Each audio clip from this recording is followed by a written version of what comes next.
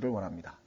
주님, 참으로 부족한 자들에게 이 말씀을 하게 주셨는데 무엇보다도 이 부족한 자에게 맡기신 이 말씀의 사역이 온전히 성취되기 위해서는 주님의 절대적인 도움이 필요합니다. 지혜와 명철을 주시고 힘과 지혜를 주시고 주님의 영으로 충만하게 채우셔서 이 하나님의 말씀이 올바로 증거되고 증언되어서 참으로 우리의 마음 밭에 합당하게 떨어지고 귀한 열매로 열매를 맺어서 하나님 아버지를 기쁘시게 하고 영화롭게 하는 역사가 일어나도록 도우시기를 간절히 바라옵고 이 부족한 자 온전히 주님 손에 이 성경 공부를 의탁합니다.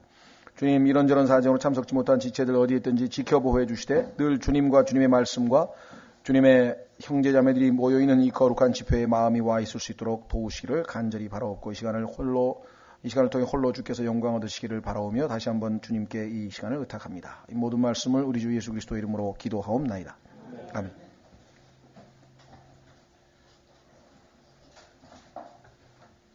예, 아마 오늘 그 원주에 결혼식에 가셔서 못 오신 분도 계시고 또 다른 개인적인 사정으로 또 우리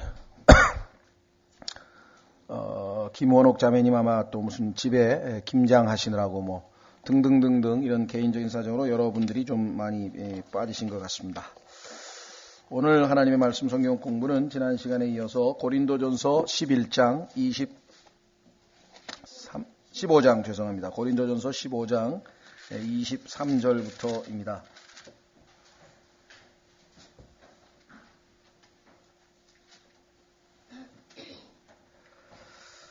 예, 고린도전서 15장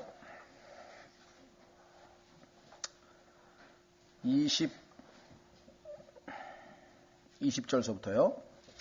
그러나 이제 그리스도께서 죽은 자들로부터 일어나사 잠든 자들의 첫 열매가 되셨도다.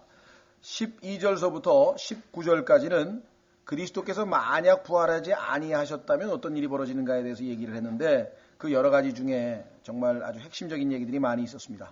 우리의 부활도 당연히 없을 것이고 이미 죽은 사람들에게도 소망이 없을 것이고 당연히 죄값이 청산이 안 됐으니까 죄들 가운데 여전히 거하고 있고 그렇죠? 그래서 이 12절서부터 19절까지는 예수 그리스도의 부활이 없다면 있게 될 가정들에 대해서 쭉 얘기를 했는데 그 중에서도 19절 보면은 예수 그리스도를 믿는 자들이 가장 비참한 사람이 예수 그리스도를 믿는 자들이 가장 비참하게 된다고 교회에서 이런 일이 여러 번 자꾸 벌어집니다.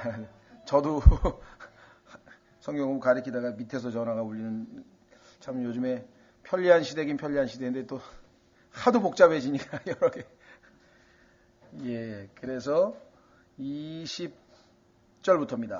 그러니까 19절에 가장 비참한 사람이라 그랬는데 역으로 예수 그리스도께서 부활하셨으니까 우리는 가장 행복한 사람이 비참의 반대말이 되어버린 사람들이 우리라고 하는 사실을 말씀을 드렸으며 20절 그러나 이제 그리스도께서 죽은 자들로부터 일어나서 잠든 자들의 첫 열매가 되셨도다. 반대다 이 말이죠. 그렇다 이거죠. 그렇다면 사망이 사람을 통해 임한 것 같이 이 사람은 당연히 아담이죠. 그 다음에 죽은 자들의 부활도 사람을 통해 임하였나니 두 사람이 있습니다. 이 사람이라고 하는 말은 집합명사예요.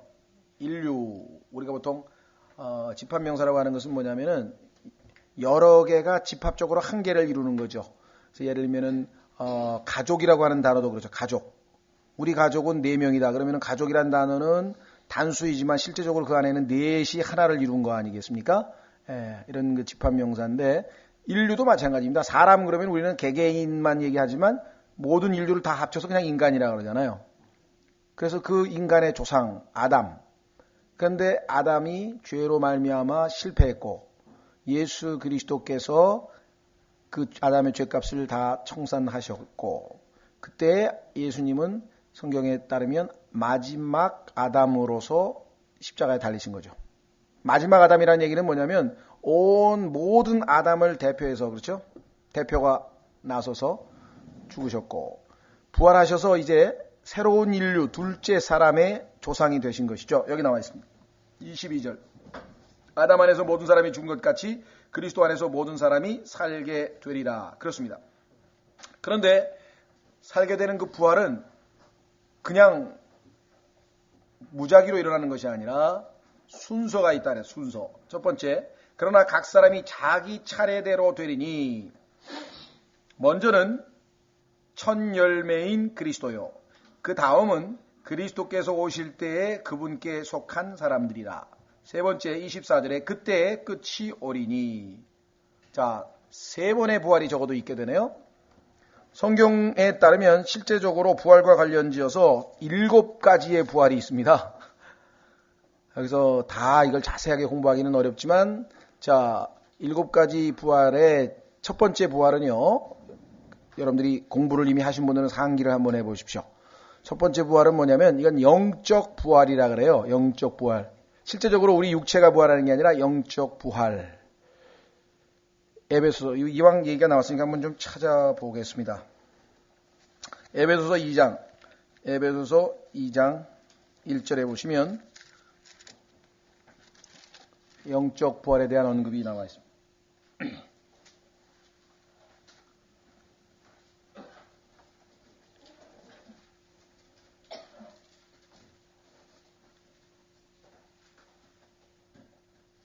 자, 에베소 2장 1절에 또한 그분께서 범법과 죄들 가운데서 죽었던 너희를 살리셨도다. 그랬죠? 그러는데 우리가 죽어 있었대요. 여러분과 제가. 육체적으로는 살아 있었죠. 그러면 여기서 얘기하는 것은 영적으로 죽어 있었다는 얘기를 하는 거잖아요. 당연히. 그렇죠? 그럼 언제 영적으로 우리가 죽었느냐? 로마서 7장으로 가면 여러분과 저의 삶에 있어서 영적으로 죽었던 한 순간이 있었어요. 보통 우리가 일반적으로 얘기할 때에는 아담으로부터 태어날 때 이미 죽은 채로 태어난다. 보통 영적으로 죽은 채로 태어난다. 이렇게 얘기를 했는데 실제적으로 엄격하게 얘기하자면 죽은 채로 태어나는 게 아니라 죽음의 가능성을 지니고, 그죠? 태어나는 거죠. 근데 실제적으로 삶에 예를 들면 10살 때든 11살 때든 아니면 13살 때든 아니면 7살 때든 언제인지 모르지만 언젠가 한순간 영적으로 죽은 순간이 있었어요. 그럼 한번 확인하려고 하는 거예요. 무슨 말이 이해되십니까? 일반적으로는 보통 우리가 아담이 영적으로 죽어 있었으니까 그 유전자를 받아가지고 우리가 그대로 영적으로 죽은 채로 태어난다. 이게 이제 교리적으로 이렇게들 주로 가르쳤었거든요. 근데 그게 사실은 영적으로 죽을 가능성, 이미 죄 안에 죄성을 지니고 태어나는 건 맞아요. 그런데 실제적으로 언젠가 그 죽는 순간이 있었다는 거죠. 그 바울의 체험을 통해서 한번 확인하려고 하는 거예요. 언제 우리가 영적으로 죽었는가. 여러분들이 최초로 언제인지 모르지만 이거는 하나님께 대한 죄인데 하면서 알면서 고의적으로 죄를 지었던 어느 한 순간이 있었을 것이에요. 그게 기억이 나는 분도 있고 기억이 안 나는 분도 물론 있겠지만, 자, 바울은 그게 기억이 난다 그랬어요. 그 확인을 한번 해보겠습니다. 로마서 7장으로 가보십시오.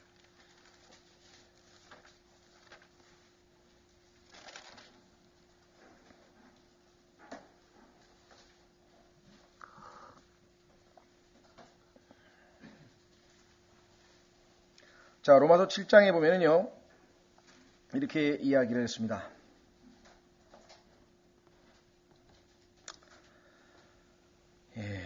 우선 7장 1절서부터요. 형제들아, 내가 법을 아는 자들에게 말하노니, 여기서 얘기하는 법은 율법을 얘기합니다. 유대인의 율법을 잘 알고 있는 유대인 너희들에게 얘기를 한다. 너희는 법이 사람이 살아있는 동안에만 그를 지배하는 줄 알지 못하느냐? 그렇습니다. 그렇죠? 죽어있는 사람한테 너 왜 법 안 지켰어? 벌금 내. 아무 소용없죠. 죽었는데. 남편이 있는 여인이 자기 남편이 살아있을 때에는 법에 의해 그에게 매여 있으나 만일 남편이 죽으면 자기 남편의 법에서 벗어나느니라. 그런즉 만일 그녀가 자기 남편이 살아있을 때에 다른 남자와 결혼하면 간부라 불릴 터이나. 간음을 저지른 거죠. 그녀의 남편이 죽으면 그녀가 그 법에서 해방되나니 그러므로 그녀가 다른 남자와 결혼할지라도 간부가 되지 아니하느니라. 그렇죠? 남편이 죽은 다음에 다른 남자에게 시집가서 결혼하더라도 그것은 간음한 것이 아니다. 이게 구약에 정해놓은 율법이다 이 말이죠. 그러므로 내 형제들아 너희도 그리스도의 몸으로 말미암아 율법에 대하여 죽게 되었으니. 자, 이것은 너희가 다른 이 곧 죽은 자들로부터 일으켜지신 이와 결혼하게 하려 함이요. 죽은 자들로부터 일으켜지신 이가 예수 그리스도시죠. 그러면 예수 그리스도와 결혼하기 해도 우리는 간음하는 자가 아니다. 왜? 왜 그렇습니까? 예수 그리스도와 결혼하기 전에 누가? 우리의 옛 남편이 죽었으니까. 그 옛 남편이 누구냐? 바로 우리의 육신이라 이 말이에요. 옛사람, 우리의 옛사람. 우리의 옛사람이 죽었죠? 자, 그 우리 옛사람이 죽은 순간을 한번 확인합니다. 보십시오. 또 우리가 하나님에 대하여 열매를 맺게 하려 함이라. 그렇습니다. 이제 예수님과 결혼했으니까 남편을 위해서 사는 게 아니죠. 옛 남편이 아니고 이제 새 남편이신 예수님을 위해서 살면서 열매를 맺는다. 우리가 육신 안에 있을 때에는 율법으로 말미암아 죄들의 활동이 우리 지체 안에서 작용하여 사망에 이르는 열매를 맺게 하였으나, 과거 구원받기 전 육신 안에 있었다는 얘기는 바로 뭡니까? 옛 남편과 혼인하고 있었을 때에는 그 소리죠. 그런데 우리를 붙든던 것 안에서 죽었으므로 이제 우리가 율법에서 구출되었나니 이것은 우리가 영의 새로운 것 안에서 섬기고 율법 작구의 낡은 것 안에서 섬기지 아니하게 하려 함이라. 그러면 우리가 무슨 말을 하리요? 율법이 죄냐? 결코 그럴 수 없느니라. 아니라 오히려 율법을 통하지 않고서는 내가 죄를 알지 못하였으리니 율법이 너는 탐내지 말라 하지 아니하였더라면 내가 탐욕을 알지 못하였으리라. 율법이 탐내지 말라는 말을 했는데 내가 탐을 내고 있구나. 그러니까 내가 죄인이란 걸 깨닫게 됐죠. 근데 율법이 그거 얘기를 안 했으면 자기가 탐내고 있어서도 죄를 알 수가 없다는 거죠. 그러나 7절에 8절에 죄가 명령을 통해, 이 명령이란 말이 옛날로 치면 계명입니다. 기회를 타서 내 안에서 온갖 욕정을 이루었나니 이는 율법이 없으면 죄가 죽었기 때문이라. 아까도 말씀드렸지만 여기 나와 있는 것처럼 하지 말라라고 하는 말이 없으면 해도 죄가 아니죠. 하지 말라 했는데 하면 죄가 되는 거란 말이에요. 그러니까 율법이 있으면 죄가 드러나 버린다. 9절, 전에 율법이 없을 때에는, 자, 율법이 없을 때는 얘기는 무슨 말입니까? 자기가 율법에 대해서 인식이 없었을 때, 예를 들면은 우리 이방인들로 치자면 내가 아직 내 마음의 양심이 작동을 안 하고 있을 때예요. 그러니까 어린아이로 치면은 뻘거벗고 다니면서 창피한 줄 모를 때까지. 그건 율법이 없는 거야. 걔는 지금 작동이 안 돼. 그렇죠? 남의 거 막 훔쳐 먹으면서도 얘는 죄책감을 못 느껴. 왜? 그게 죄란 걸 모르니까. 그렇죠? 3살짜리가 지나가다가 뭐 맛있는 거 있으면 뭐 돈 내고 먹습니까? 그냥 뭐 집어가지고 먹는다 이게. 근데 걔는 우리로 보면 우리가 그런 짓을 하면 당연히 죄지. 우리는 양심에 그걸 먹으면 남의 거니까 훔쳐 먹으면 안 된다는 걸 알지만. 근데 얘 3살짜리는 훔쳐 먹는 게 죄라는 걸 몰라요. 그러니까 여기 보면 뭐야? 그에게는 율법이 없는 거야.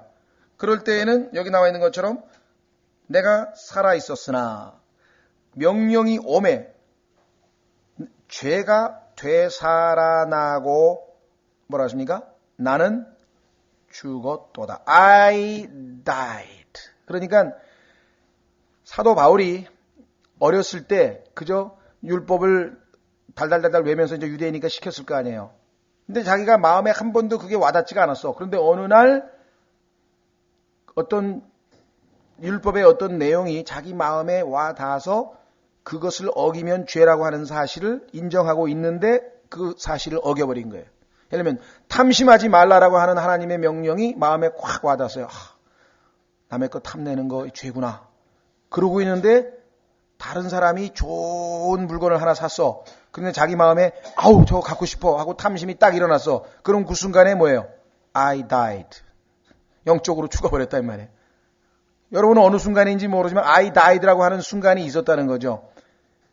그래서 사람마다 시점이 틀리겠지만 died, 죽었기 때문에 그 죄와 허물로 죽었던 우리를, 그게 에베소서 2장 1절에 나오는 거예요. 우리를 살리셨도다. 그렇죠? 그렇다면 우리가 영적으로 I died 그랬는데 제가 여기 지금 바울도 자기가 죽었다 그랬을 때 진짜 육체적으로 죽은 게 아니잖아요. 영적으로 죽은 거잖아요. 그렇죠? 그런데 예수 그리스도를 믿는 순간에 죄와 허물로 죽었던 우리를 그리스도께서 살리셨도다. 이 바울도 살아났잖아요. 그렇죠? 구원받아 살아났죠? 그러니까 이거는 어떤 뭐라고 하죠? 이거를 영적 부활이라고 합니다. 몸이 살아난 게 아니니까 영적으로 죽었는데 영적으로 다시 살아났으니까. 그래서 우리가 구원받을 때에는 모든 죄인들은 영적 부활을 체험합니다. 그걸 거듭남이라고도 하고요. 왜? 죽어 있었다가 한 번 죽었는데 살아났으니까 다시 태어난 거나 마찬가지잖아요. 그래서 그것을 거듭남, 둘째 출생, 그 다음에 몸이 다시 태어난 게 엄마 뱃속에서 태어난 게 아니니까 육적 출생이 아닌 영적 출생. 그러니까 영적 출생, 두 번째 출생, 거듭남, 그 다음에 여기 나와 있는 거 영적 부활. 이게 다 같은 얘기예요. 같은 한 사건을 두고 다양한 각도에서 설명이 가능하다 이 말. 그렇죠? 예. 그래서 우리가 영적으로 언젠가 죽었었어요. 그래서 쭉 죽은 상태로, 한번 죽으면 죽은 상태가 있잖아요. 한번 죽은 사람은 지금 망우리에 가면 그냥 죽은 상태로 계속 있잖아요.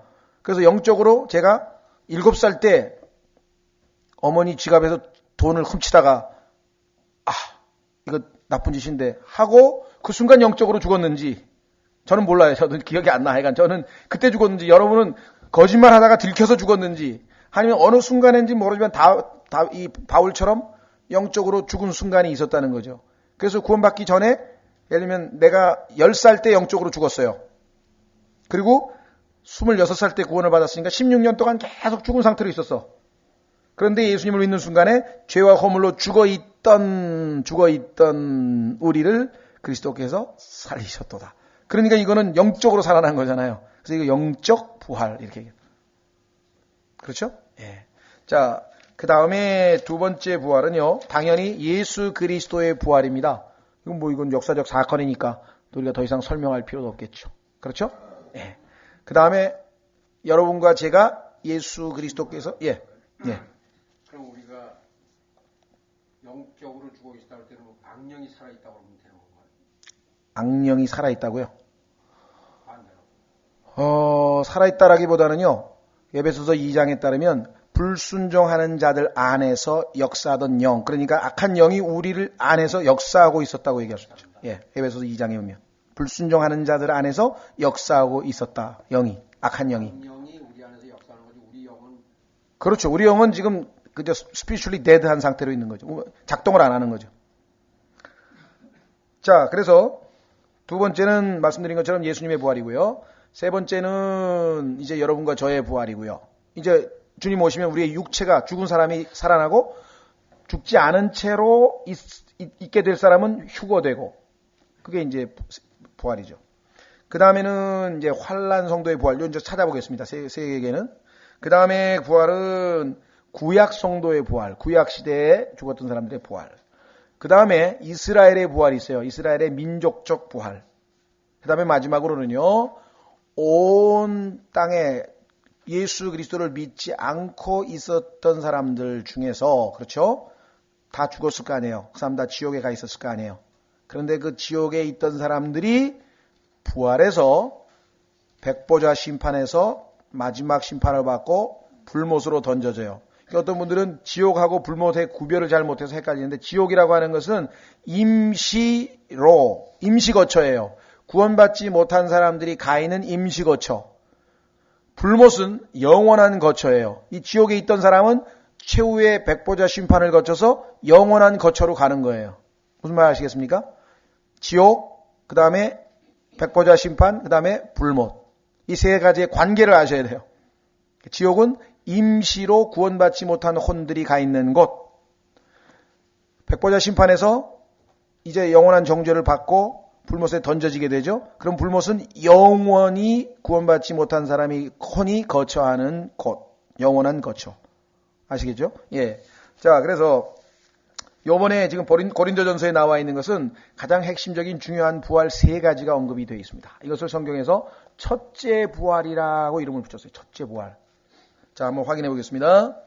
우선 고린도전서 15장에 나와 있는 세 가지 부활을 한번 확인하고 성경을 찾겠습니다. 고린도전서에 보니까 부활에 대해서 얘기하는데 순서대로 된다 그랬어요. 첫 번째는 누구냐? 23절. 그러나 각 사람이 자기 차례대로 되니 먼저는 첫 열매인 그리스도요. 자, 첫 열매라 그랬는데 지난번에 말씀드린 것처럼 영어로 보면은 첫 열매들이라고 복수로 되어 있다 그랬죠. 정확하게 번역하자면 first fruits가 되어 있어요. 예수님 한 분만 부활하셨으면 단수인데 그 예수님과 함께 구약 성도들 중에 일부가 부활을 했어요. 그 사건을 한번 확인해 보겠습니다. 마태복음 27장.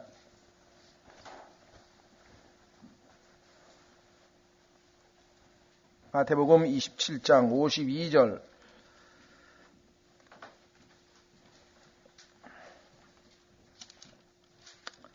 마태복음 27장 50절부터 보시면요. 예수님께서 다시 큰 소리로 외치시고 숨을 거두시니라. 이에 보라, 성전의 휘장이 위에서 아래까지 둘로 찢어지고 땅이 진동하며 바위들이 터지고 무덤들이 열리니, 여기 나와있네요. 부활이죠. 무덤들이 열리니 잠든 성도들의 많은 몸이 일어나. 그 다음에 보세요. 그분의 부활 후에, 그래서 예수님이 첫 번째 열매라는 거예요. 열매들이 되는 이유는 예수 그리스도께서 부활하신 후에 무덤 밖으로 나와서, 구약에 죽었던 사람들 중에 일부가 무덤 밖으로 나왔죠. 거룩한 도시에 들어가 많은 사람에게 보이니라. 자, 그러니까 그리스도 첫 열매이신 그리스도의 부활과 더불어 같이 부활한 구약 성도들의 부활이 있었죠. 두 번째, 고린도전서에서 뭐라고 얘기했는 거 아니요? 그 다음은 그리스도께서 오실 때에 그분께 속한 사람들. 두 번째 부활에 해당되는 사람들은 누구냐? 그리스도께서 오실 때, 재림하실 때 함께 올 사람이야. 그럼 함께 올 사람들은 함께 부활을 했으니까 같이 올 거 아니에요. 그렇죠? 자, 데살로니가 전서 4장. 데살로니가 전서 4장.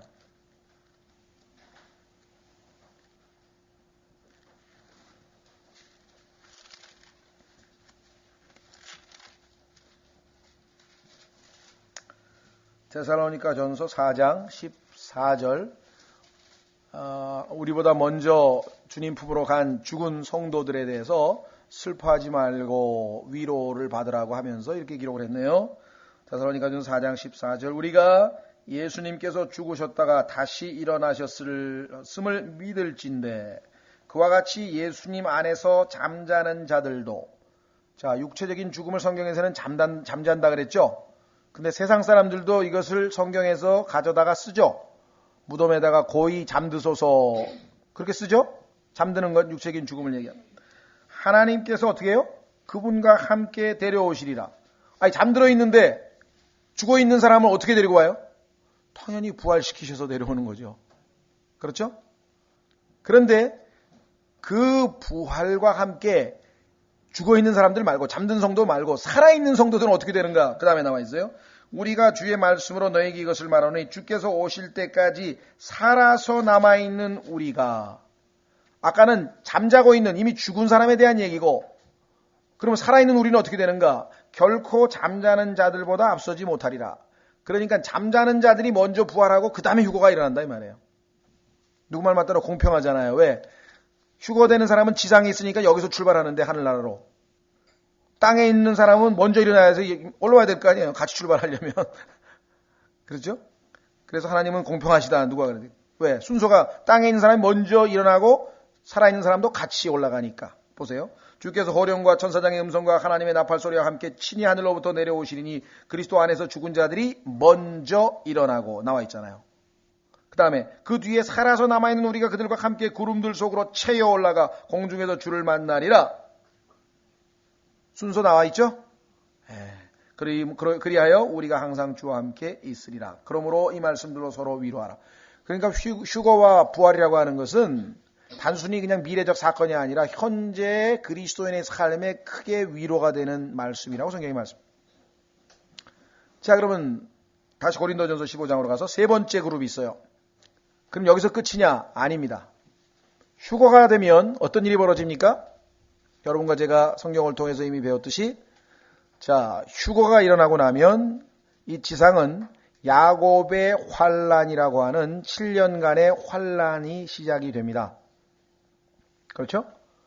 그래서 야곱의 환란 그 7년 기간 동안에 예수 그리스도를 믿게 될 성도들이 있을 거란 말이죠.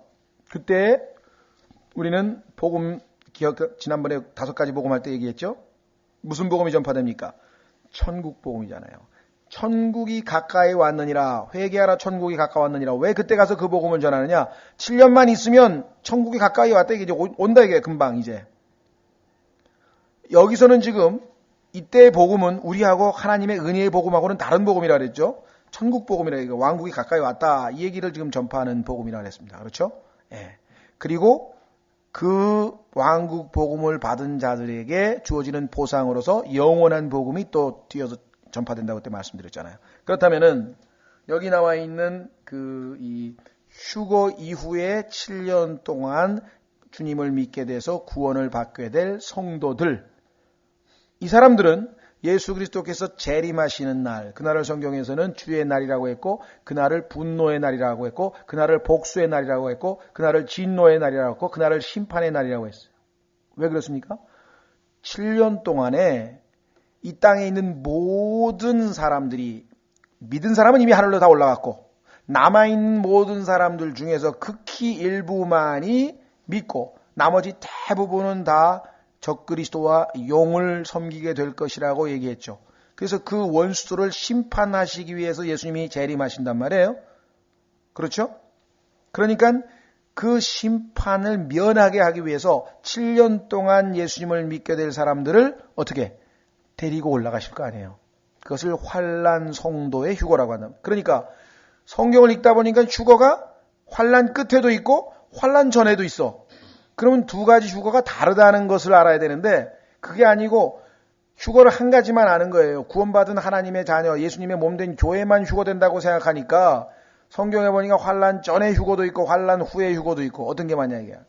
그래서 파벌이 나뉘어서 다툼이 벌어졌어요. 특히 이 환난 전 휴거를 믿고 있던 형제회인데요. 넬슨 답이라고 하는 지도자가 있었는데 그 안에 존 뉴턴이라고 하는 또 다른 이제 좀 영적으로 영향력 있는 형제가 하나 나타나서 보아라 이게 환난 후 휴거다. 확인해 보겠습니다. 환난 후 휴거가 있긴 있어요. 그런데 그게 우리에게 해당이 안 되는 걸 착각을 해버리는 거예요. 마태복음 24장. 그래서 하나님께서 하나님의 말씀을 올바로 나누어서 공부하라고 하는 얘기는 이건 아주 중요한 얘기입니다. 이게 섞어버리면 다른 것은 같지 않다. 이거 아주 중요한 원칙이에요. 다른 것은 같지 않다. 남자하고 여자하고 다른데 남자 여자하고 똑같다고 가리키면 이게 심각한 문제가 발생한다. 그죠? 자, 마태복음 24장에 보시면은요, 예수님께 마지막 때에 대한 질문이 나옵니다. 마태복음 24장 1절. 예수님께서 성전을 떠나서 가실 때 그분의 제자들이 성전의 건물들을 보여드리려고 그분께 나오매 예수님께서 그들에게 이르시되 너희가 이 모든 것을 보지 아니하느냐. 진실로 내가 너희에게 이르노니 여기에 돌 하나도 다른 돌 위에 남지 아니하고 다 무너지리라 하시니라. 그때 올리브산 위에 앉으셨을 때 제자들이 은밀히 그분께 나와 이르되 우리에게 말씀해 주소서 어느 때에 이런 일들이 있으리까 또 주께서 오시는 때의 표적과 세상 끝의 표적이 무엇이리까 하니. 자, 중요합니다.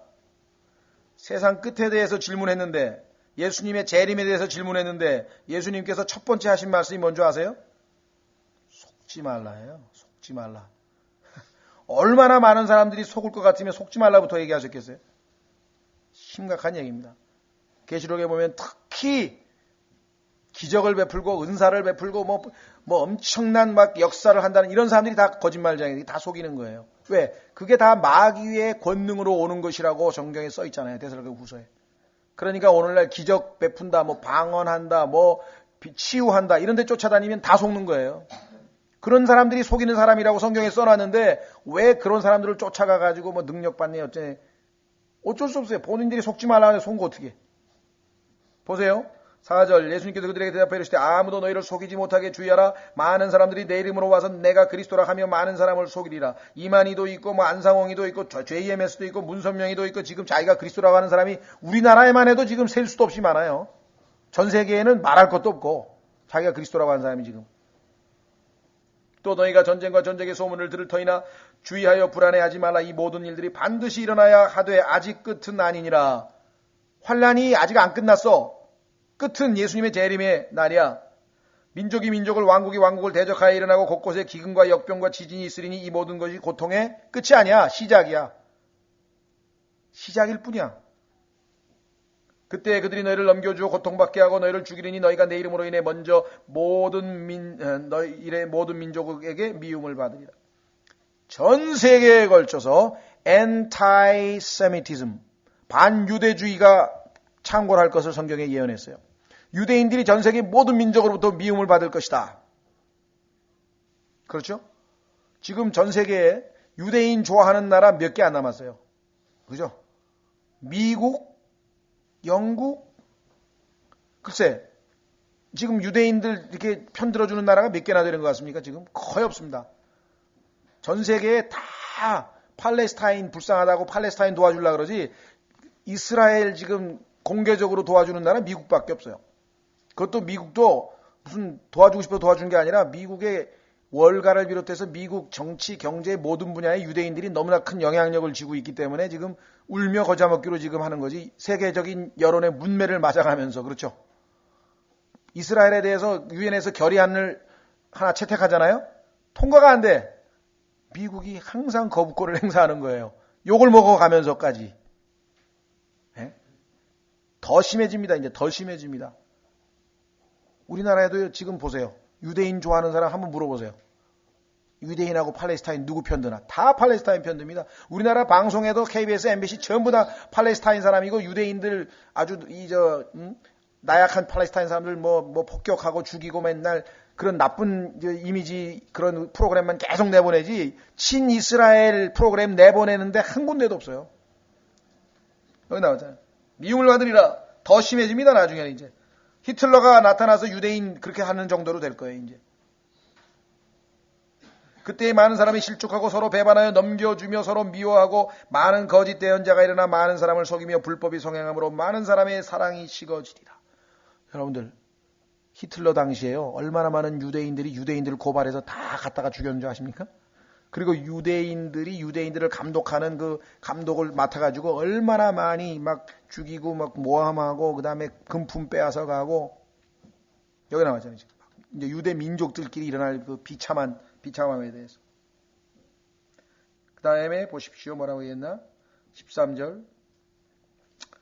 많은 사랑이 식어지리라. 뭐 이거는 유대인들뿐만 아니라 점점 이기주의로 자기만 사랑하지 남 사랑하지 않는 건 마지막 때 징조 중에 하나고요. 13절. 그러나 끝까지 견디는 자 곧 그는 구원을 받으리라. 자, 중요합니다. 지금 이스라엘이 환란에 처해서, 그렇죠? 교회는 휴거되고 7년 동안에 겪게 될 이야기를 하고 있는 중에, 그 7년을 끝까지 견뎌내면, 어떻게 견뎌내면? 중간에 짐승의 표를 받지 아니하고, 짐승의 형상에 절하지 아니하고, 하나님의 배반치 아니하고, 이렇게 해서 견뎌내면 그들은 구원을 받는데, 이 구원은 어떤 구원이냐면요, 혼이 구원받아서 지옥에 안 가고 하늘나라 가는 구원이냐, 그 얘기가 아니에요. 죽지 않고 살아남는다는 얘기예요. 지금 딴 얘기예요. 보세요. 뭐라고 돼 있나? 17절. 지붕에 있는 자는 자기 집에서 무엇을 취하려고 내려가지 말며. 이방인하고 아무 상관없어요. 교회 휴거되고 난 환란 때 이야기입니다. 들에 있는 자는 옷을 가지러 되돌아가지 말지어다. 그날들에는 아이벤 자들과 젖먹이는 자들에게 화가 있으리로다. 교회 시대에는요, 아이벤 자에게 복이 있으리로다예요. 지금 이 시대에는 아이벤 자는 태 열매는 하나님이 주신 축복이라고 돼 있어요. 그런데 아이벤 자가 저주받는, 아주 화가 있게 될 때가 있어요. 왜? 환란 때에는요, 아이를 낳을 수가 없어. 낳을 장소도 없어. 먹을 것도 없어. 그렇죠? 아주 특별한 시기를 얘기하는 겁니다. 이 시대 지금. 그런데 왜 여기서 앞뒤 구절을, 문맥을 싹 잘라가지고 끝까지 견디는 자는 구원을 받으리라. 요걸 딱 띄어다가, 야, 너 구원받았다고 자랑하지 마. 끝까지 견디어야만 구원받는 거야. 이래가지고 마치 구원을 잃어버릴 수 있는 것처럼 협박을 하고 속일 때, 왜 앞뒤에도 안 맞는 이 구절만 똑 띄어다가 갖다가 얘기하네, 이 말이에요. 교회 휴거된 이후의 얘기잖아요. 어떻게 알아요? 보세요. 뭐라고 돼 있나? 여기 나와 있죠. 20절. 그러나 너희의 도피하는 일이 겨울이나 안식일에 일어나지 않도록 너희는 기도하라. 왜 겨울이나 안식일이 되면 안 되니까? 유대인들은 겨울이 추워서 비행기 안 뜨고, 그 다음에 안식일날 비행기 안 뜨고, 그걸 어떻게 도망가요? 그러니 하나님이 그렇게 기도하라. 21절.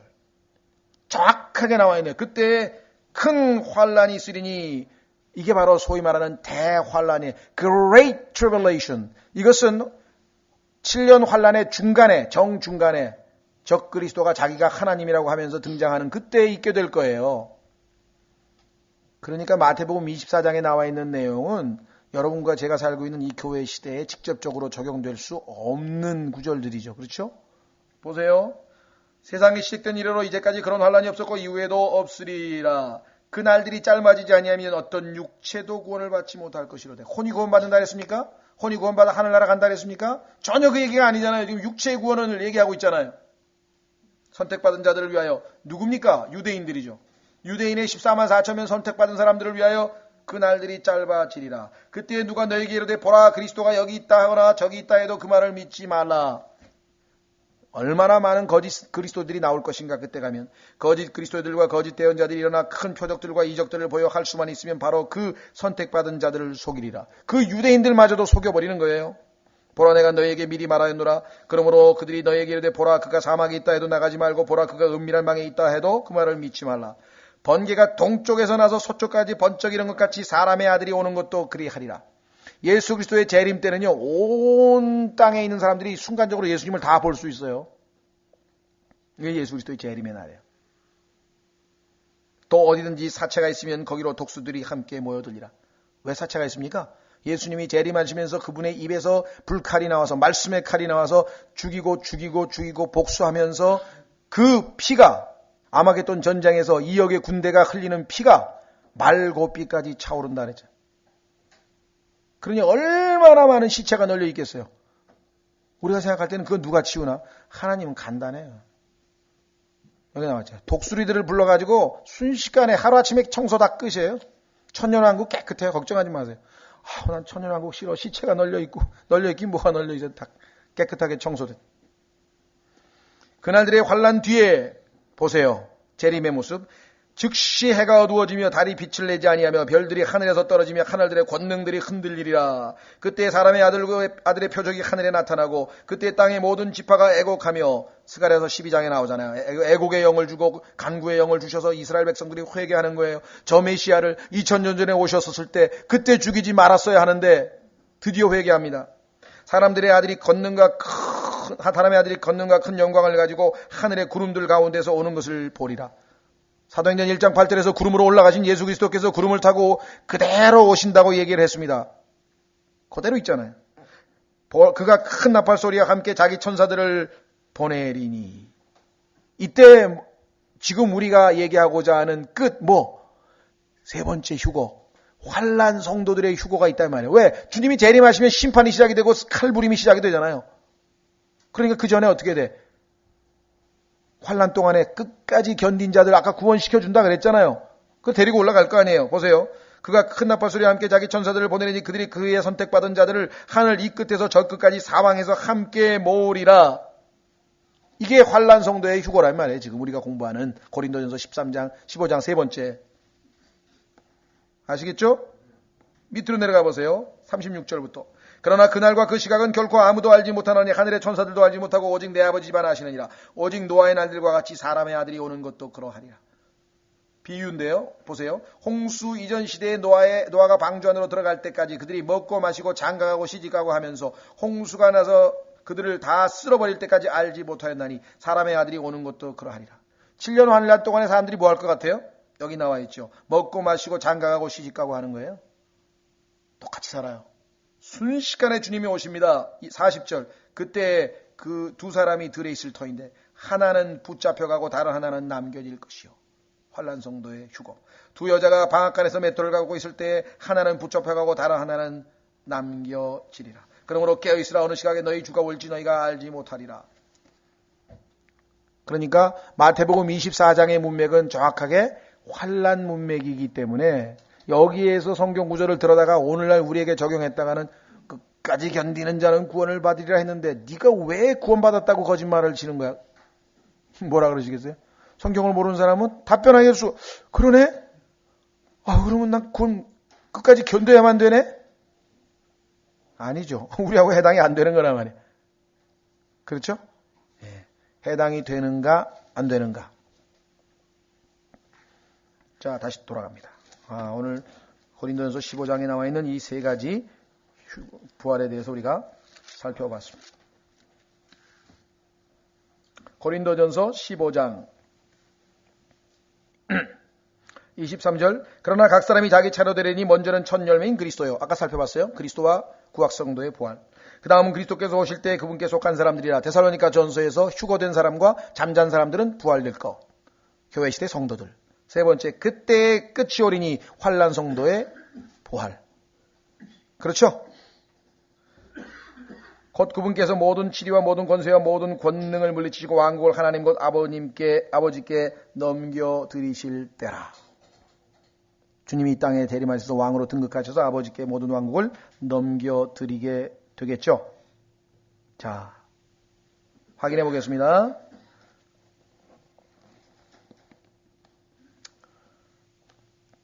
잠언 25장 7절.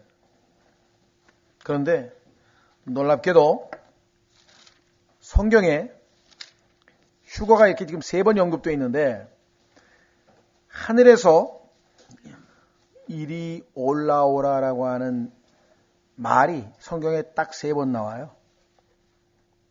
보세요. 잠언 25장 7절.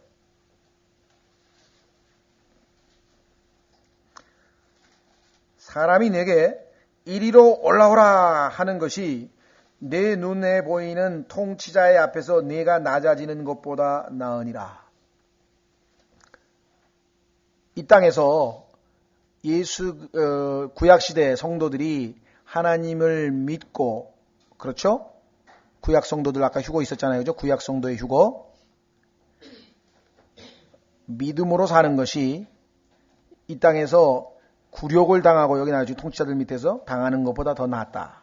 다시 말하면 구약 성도들에게 하나님께서 이리로 올라오라고 부르는데 그 명령에 순종해서 거기에 속하게 될 자들이 복되다 이 말이에요. 두 번째, 요한계시록 4장 1절. 이리로 올라오란 말이 한 번 더 있습니다. 구약 성도의 휴거에 대한 부활에 대한 언급, 이리로 올라오라. 잠언 25장 7절 살펴봤고요. 그 다음에 여러분과 저 이 시대의 교회 시대의 성도들 이리로 올라오라. 요한계시록 4장 1절. 이 일 후에 내가 바라보니 보라 하늘에 한 문이 열려 있더라. 하늘에 문이 열려 있는 것, 이거 보통 심각한 일이 아닙니다. 이거. 예? 하늘에 문이 열려 있다니 엄청난 일이죠. 내가 들은 첫 번째 음성 곧 나팔 소리가 내게 이야기하던 음성이 이르되, 나팔 소리 같이 내게 이야기하던 음성이 이르되 이리로 올라오라. 이후에 반드시 일어날 것들을 내가 내게 보이리라 하더라. 내가 즉시로 영 안에 있었더니 보라 하늘에 한 왕자가 놓여있고 그 왕자의 한 분이 앉아 계시는데, 즉시로 어떻게 됐다고요? 영 안에 있었더니. 요한은 즉시로 영 안에 있는 순간에 셋째 하늘로 올라가서 지금 휴거된 상태로 하나님 앞에 하나님의 셋째 하늘에서의 모습을 지금 묘사하고 있습니다. 자, 여러분, 요한이라고 하는 제자는 성경에 보니까 주님께서 사랑하시던 제자라, 자기 자신을 표현할 때 요한복음에 보면은 자기 자신의 이름을 밝히지 아니하고 주께서 사랑하시던 제자 이렇게 되어 있어요. 예수님의 12제자가 있죠. 그 12제자 중에서 예수님의 수제자 베드로를 포함해서 베드로, 요한, 야고보 이 세 사람은 이너서클이라고 해요. 다시 말하면 예수님이 중요한 일을 하실 때에는 다 안 데리고 가고 12명 중에서 3명만 따로 데리고 가셨어요. 변화산에도 예수님 3명 데리고 가고 겟세마네도 3명만 데리고 가고 중요한 일이 있을 때는 3명만 데리고 갔는데 그 3명의 중에 한 사람이 바로 요한, 베드로, 야고보예요. 세 사람이. 그런데 그 중에서 더 예수님께 친밀한 사람, 더 예수님과 친한 사람이 있었어요. 그 사람이 요한이에요. 그래서 요한은 자기를 주께서 사랑하시던 제자라 그렇게 불렀대요. 다른 사람은 예수님하고 있을 때 아무래도 주님이신데 선생님이신데 거리감을 느꼈는지 모르지만 요한은 얼마나 예수님과 친밀했는지 식사할 때 예수님의 가슴에 누워있던 자예요. 유대인들은 옆으로 누워서 식사를 하거든요. 예수님 품에 누워있던 자예요. 얼마나 예수님하고 가까웠으면.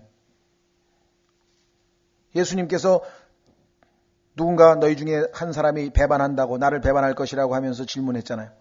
그러니까 자신의 미래에 대해서 예언하니까 전부 다 양심이 좀 찔렸는지 속으로 아마 그런 생각을 해봤나 보죠.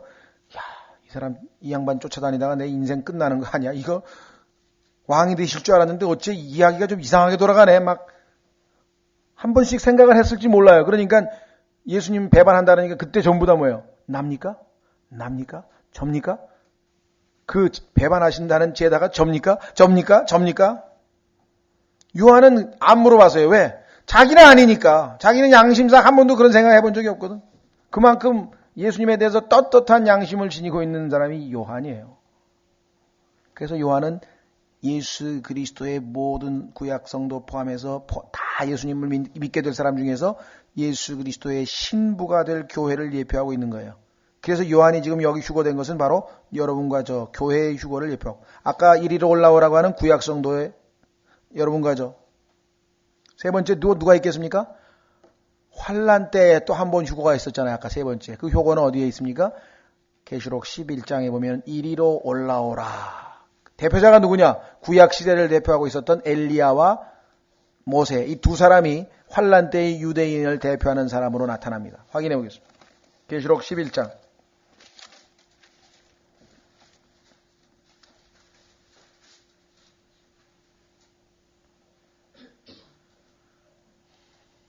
(1절부터) 또 내가 막대기 같은 갈대를 받음에 그 천사가 서서 이르기를 일어나 하나님의 성전과 제단과 그 안에서 경배하는 자들을 측량하되 성전 밖에 있는 뜰은 내버려 두고 측량하지 말라. 그것은 이방인들에게 주셨은즉 그들이 그 거룩한 도시를 42달 동안 발로 짓밟으리라. 아까 대환란이란 말 예수님이 하셨죠? 7년의 중간, 7년 환란의 중간 시점 나머지 42개월을 대환란이라고 했는데 여기 나와 있잖아요. 42달 동안 내가 나의 두 증인에게 권능을 주리니 그들이 굵은 베옷을 입고 1260일 동안 대언하리라. 구약 시대는 30일이 한 달이라 그랬죠. 42 곱하기 30. 이들은 땅에 하나님 앞에 서 있는 두 올리브 나무요 두 등잔대니 만일 어떤 사람이 그들을 해하고자 하면 그들의 입에서 불이 나와 그들의 원수들을 삼킬 것이요. 자, 하늘에서 불이 나와서 원수들을 삼켰을 때 누구입니까? 엘리야였죠.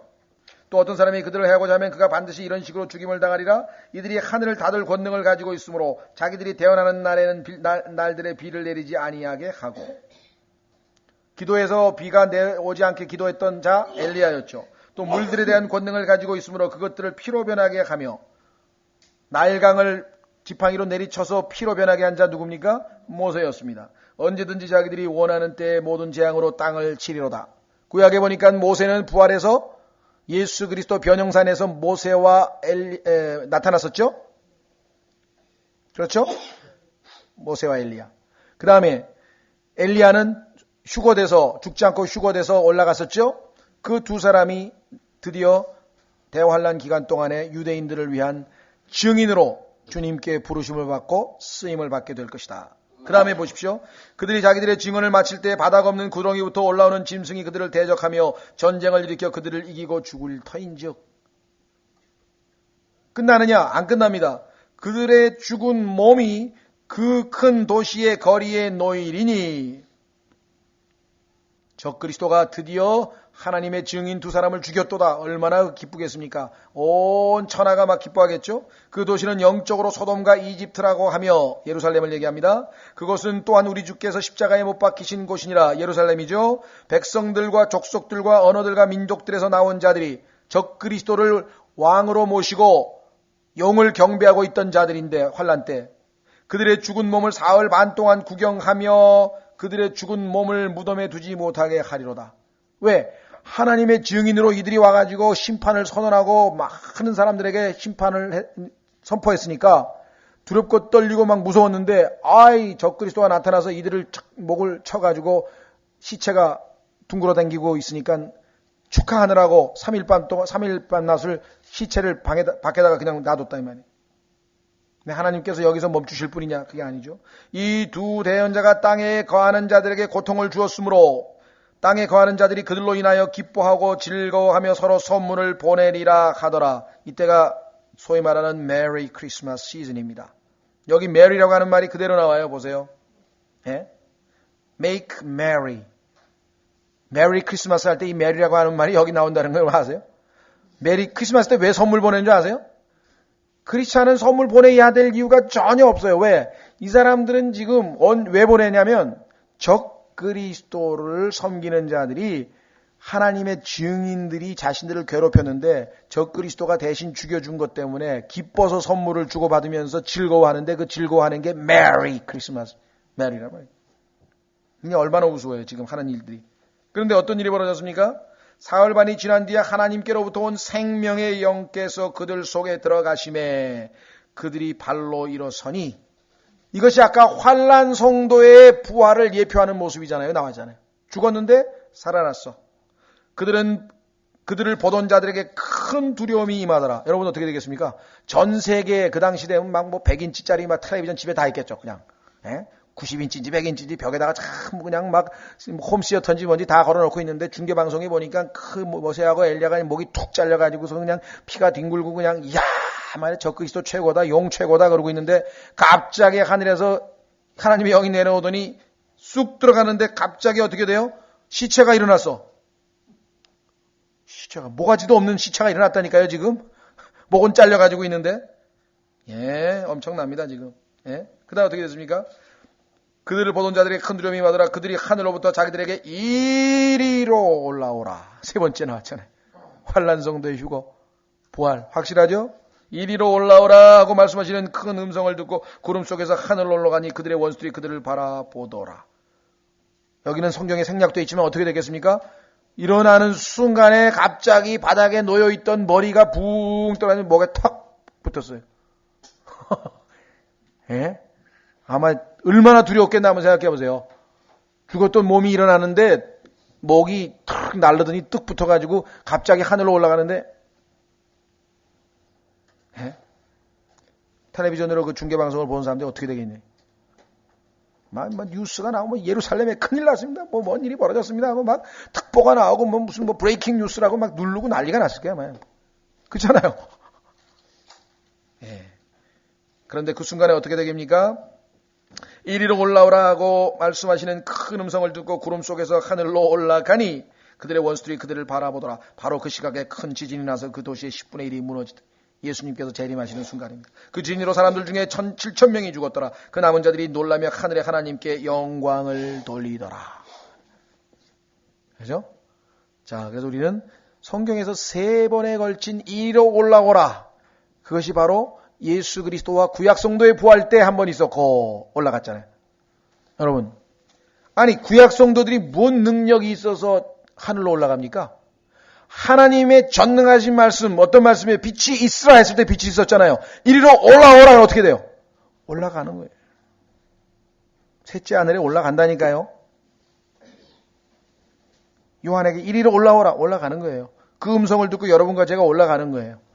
그때 명단도 발표한다 그랬잖아요. 주께서 자신의 양들의 이름을 부른다 그랬잖아요. 우리를 이끌어낸다 그랬잖아요. 세상으로부터 어디로? 셋째 하늘로 이끌어낸다 그랬잖아요. 요한복음 10장에 나와 있죠. 그죠?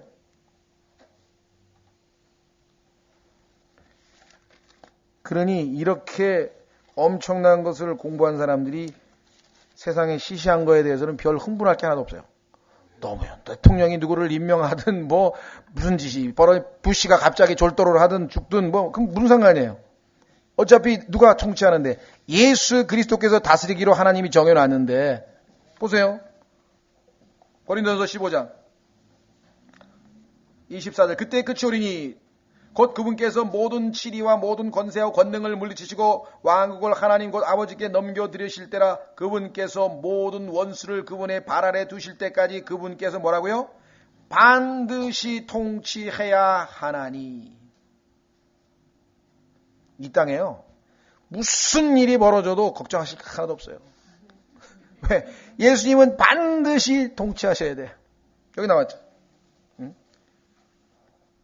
우리의 맏형 되시고, 그렇죠. 우리의 맏형이라고 성경 히브리서 얘기했잖아요. 우리의 신랑 되시는 예수 그리스도께서 He must reign. 그분은 반드시 다스려야만 한다. 그때 여러분과 저는 어떻게 되는가? Rule. 그분은 다스리시고 우리는 그분을 도와서 통치하는 거예요. 예? 이사야서 32장에 보면 나와 있어요. 왕은 다스리고 프린스 옆에서 룰. 이 영어로는 reign, rule. 그러니까 우리말로는 둘 다 다스린다고 번역을 해가지고 어떻게 할지 모르겠는데 예수 그리스도는 reign이라고 나와 있어요. reign, 통치하시고 rule. 우리는 어떤 데 가서 규칙을 정하는 거 있잖아요. 이렇게 해라 하고 시키고 예수님 밑에서 그게 뭐예요? 우리의 왕 노릇한다고. 그리스도와 함께 왕 노릇한다 그랬죠? 자, 계시록 21장으로 갑니다. 엄청난 일입니다, 이게. 예. 계시록 20장. 계시록 20장.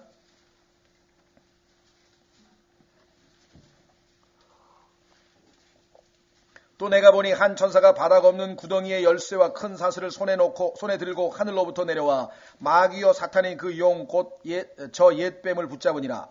옛뱀 하면 벌써 딱 떠올라야죠. 창세기에 나타났던 아담을 유혹했던 이브를 무너뜨렸던 그 옛뱀이죠. 그가 그를 붙잡아 1000년 동안 결박하여 바닥 없는 구덩이에 던져 넣어 가두고 그 위에 봉인을 하여 1000년이 차기까지는 그가 더 이상 민족들을 속이지 못하게 하니라. 그 뒤에는 그가 반드시 잠시 동안 풀려나리라. 그래서 다시 이제 영원한 불못으로 던져지게 되겠죠. 4절 또 내가 보니 왕좌들과 그것들 위에 앉은 자들이 있는데 이게 바로 여러분과 저예요. 왕좌에 보좌에 앉아 있어. 왜? 왕 노릇해야 되니까. 그들에게 심판이 맡겨졌더라. 누굴 심판합니까? 여러분과 제가. 천사들을 심판한다고 고린도전서 6장 3절에 공부할 때 했잖아요. 천사들 어떤 천사들입니까? 이 땅에 내려와 가지고 사람의 씨들과 섞여 가지고 이 땅에서 적그리스도를 섬기고 온통 영적 육적 질서를 엉망진창으로 만들어버린 이 타락한 천사들을 누가 심판하나요? 우리들이. 왜? 구약의 하나님의 아들들, 이거 타락한 천사들이고 신약의 하나님의 아들들 우리가 하죠. 어떻습니까? 아니 하나님의 아들들, 타락한 하나님의 아들들을 심판하는데 하나님이 직접 나셔야 될 일이 뭐가 있냐. 이게. 순종하는 믿는 하나님의 아들들이 심판하면 그만이지. 그렇죠? 보세요. 뭐라고 되어 있는가? 또 내가 보니 예수님의 증언과 하나님의 말씀으로 인하여 목배인 자들의 혼들이 있는데 이 혼들은 누구냐? 환난 성도의 휴거. 지금 본 환난 성도들이에요. 어떻게 할 수 있어요? 여기 나왔잖아요. 그들은 짐승과 그의 형상에게 경배하지도 아니하고 자기들의 이마 위에나 손 안에 짐승의 표를 받지도 아니한 자들이라. 이것을 아까 마태복음 24장에서는 뭐라 그랬어요? 끝까지 견딘다 그랬잖아요. 안 받고 끝까지 견뎠잖아요. 그들이 살아서 그리스도와 함께 어떻게 해요? 1000년 동안 통치하되. 보세요. 환난 성도들과 우리 그리스도인들이 1000년 동안 예수님과 함께 통치하죠? 보세요. 5절. 그 나머지 죽은 자들은 그 1000년이 끝날 때까지 다시 살지 못하니. 기다리고 있다가 나중에 1000년 끝나면 백보자 심판에서 영원한 불못으로 던져지는 최후의 심판을 받을 거죠? 이것은 뭐라고요? 첫째 부활이라. 첫째 부활은 그러니까 환난 성도의 부활까지 포함해서 세 가지가 다 완성돼야 그제야 첫째 부활이 되는 거예요. 그러면 어떻게 되는가? 6절. 첫째 부활에 참여하는 자는 구원받은 구약성도, 부활한 구약성도, 신약성도, 환난성도, 여기죠.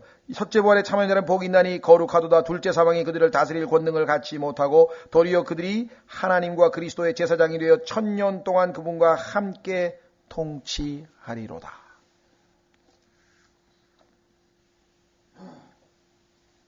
대단하죠? 우리 같은 자들을 하나님이 예수 그리스도와 함께 다스리는 왕으로 삼으셨다? 지금은요, 여러분과 제가 실감이 잘 안 나요. 말씀을 믿기는 믿는데 이게 얼마나 큰 영광인지 이게 아마 그때 가게 되면은 상상을 초월하는 일이 벌어집니다. 자, 우리는 이제 죄송합니다. 고린도전서로 돌아옵니다. 뒷부분 조금 마무리 짓습니다. 고린도전서 15장. 반드시 이제 통치합니다. 반드시 통치합니다. 26절. 멸망받을 마지막 원수는 사망이니라. 사망의 권세가 더 이상 기승을 부릴 수가 없게 되죠. 불못으로 던져집니다. 27절. 그분께서 모든 것을 그분의 발 아래 두셨으나 그분께서 모든 것을 그분 아래 두셨다고 말씀하실 때 모든 것을 그분 아래 두신 분은 예외인 것이 분명하도다. 자, 하나님 아버지가 모든 것을 아들이신 예수님 발 아래 두었어요. 그러면 아들을 발 아래 모든 것을 두신 하나님은 그 발 아래 놓이지 않으셨죠, 당연히. 그게 예외란 말이에요. 너무 쉽죠? 무슨 이해가 되시죠? 아버지는 해당이 안 된다 이거야. 더 높은 곳에 계신다 이거야. 그래서 어떻게 해요? 28절 모든 것이 그분께 굴복당할 때에는 아들도 모든 것을 자기 아래 두시는 분께 친히 복종하시리니 모든 것을 아들의 발 앞에 다 굴복하게 해서 아들을 최고로 높이셨어 아버지가. 그러면 그때 아들도 뭐야? 이제는 자신도 아버지께 굽히는 거야. 아버지의 모든 영광을 가지시도록. 여기 나왔죠. 친히 복종하시는 이것은 하나님께서 모든 것 안에서 모든 것이 되려 하심이라. 이것이 영원이에요. 천년왕국이 끝나고 영원히 시작될 때에는 예수님께서도 천년왕국 때에 그 왕노로 하시던 모든 권세를 아버지께 여기 나왔죠. 복종한다고 바친. 영원토록 이제 아버지와 아들과 성령의 삼위일체가 하나님께서 영원무궁토록 통치하시는. 여긴 천년왕국이 끝나는 모습을 지금 묘사해 놨죠. 예, 참으로 엄청난 일들인데요. 여기에 대해서 한 구절 다 찾으면 종말론을 처음부터 끝까지 다시 공부해야 되기 때문에 세 가지 휴거에 관련된 것만 짧게 살펴봤고 쉬었다가 이제 29절서부터 도대체 부활이라고 하는 것이 무엇인지 부활에 대한 구체적인 설명이 나옵니다. 쉬었다가 29절부터 계속해서